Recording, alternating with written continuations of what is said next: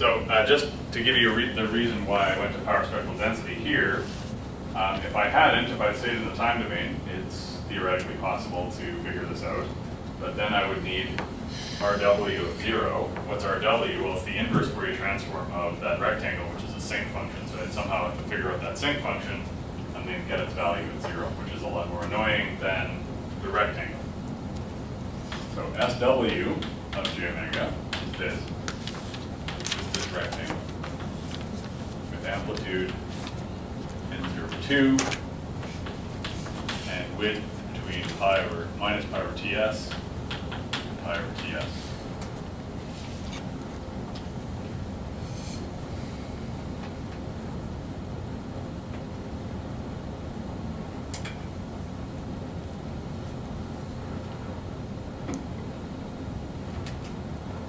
So, what is 1 over 2 pi, excuse me, let me back up. What's the integral of SWJ omega?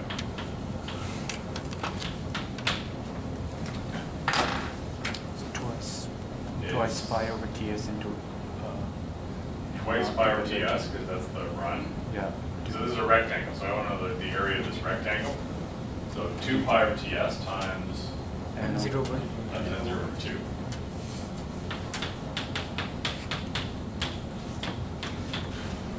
Okay, and what I also need to do is I need to multiply by 1 over 2 pi. So 1 over 2 pi times the integral over the power spectral density.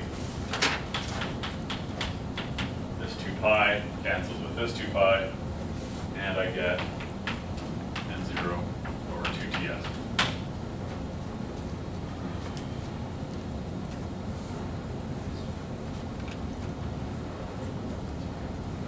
So the answer here is that the variance is equal to the integral over the power spectral density.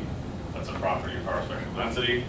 So this is equal to n0 over 2 ts. Okay, that's great. So each sample, so where are we? We are here. We've taken ourselves from infinite bandwidth white noise to band limited white noise to sampled white noise, and now we know the variance of each sample.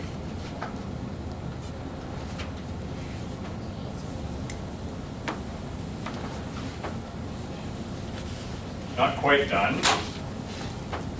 Now we need to show that each sample is independent.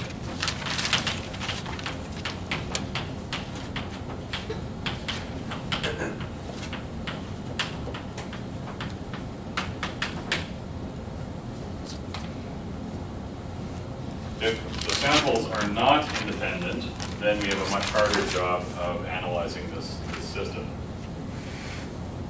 If the samples are independent, so remember the next stage. The next stage is the detection filter. And then the decision device. So what I need to know is, I know the variance here, I need to know the variance here.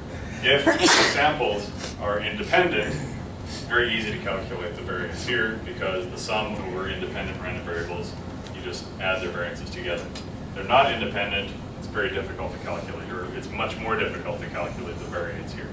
So what I'm going to show is that each sample is independent, which makes the life easier. And the way in which I'm going to do it is I'm going to look at the autocorrelation.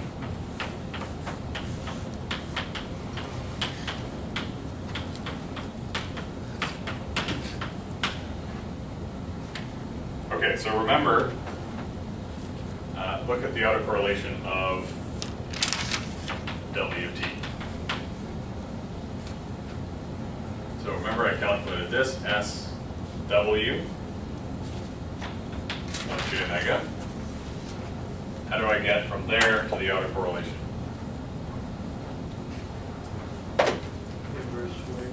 Inverse Fourier transform. RW tau is equal to the inverse Fourier transform of SW j omega.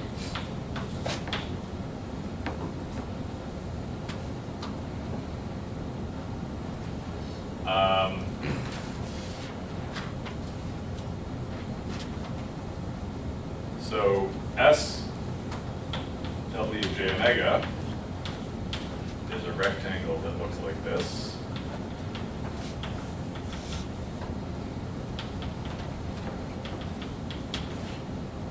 So without knowing exactly what all the coefficients are, what's the inverse Fourier transform of something that looks like that? It's a sinc function. So in fact, it's precisely 1 over TS sinc T over TS. Where I define, so I'm not sure how you define sinc in your signals and systems, but I define it as sinc equals sine, sinc T equals sine pi T divided by pi T.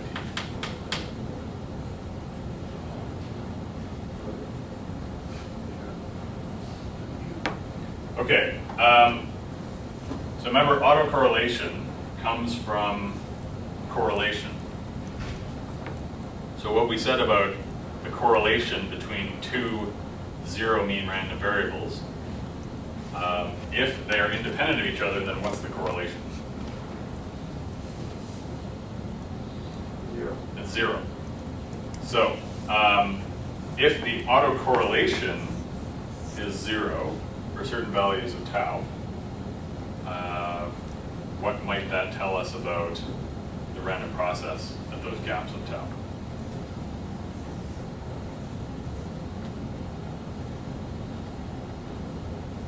So it usually, in other words, if my autocorrelation looks like this is what it's going to look like.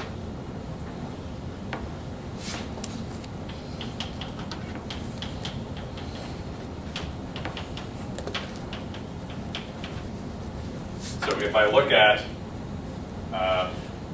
the sample correlated with itself is going to have some correlation. This is actually the variance. This is R tau, R delta of tau, where tau is 0. So if this is a sampling instant, and I look one sampling instant later, that's equal to 0 because of how sinc works. If I look 2 sampling instants later, the autocorrelation is also equal to 0. So what that's telling you is that if I start at a sample and I look 1 sampling time later, 2 sampling times later, 3 sampling times later, the autocorrelation is always 0. So in other words, this sample of the noise process is completely uncorrelated with this sample, this sample, this sample, this sample, and so on. So in other words, all of the samples are uncorrelated. It turns out that for a Gaussian random variable, if they're uncorrelated, they're also independent.